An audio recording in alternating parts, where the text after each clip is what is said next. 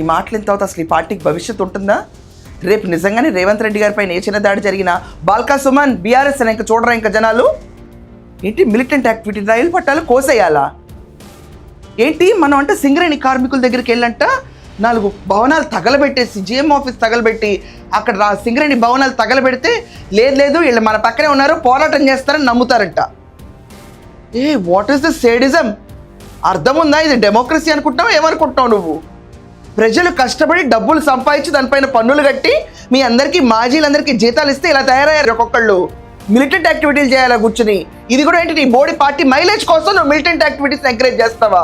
ప్రజల సంక్షేమం కోసం కాదు ఈ మిలిటెంట్ యాక్టివిటీ. ప్రజలు బాగుండాలని కాదు, రెచ్చగొట్టి మన వెంట వాళ్ళు ఉన్నారు అని చెప్పి వాళ్ళు నమ్మించడానికి మనం తగలబెట్టేయాలి, లేపేయాలి, బాంబులు వేయాలి అన్నట్టు చెప్తుంటే అర్థం ఉందా అసలు?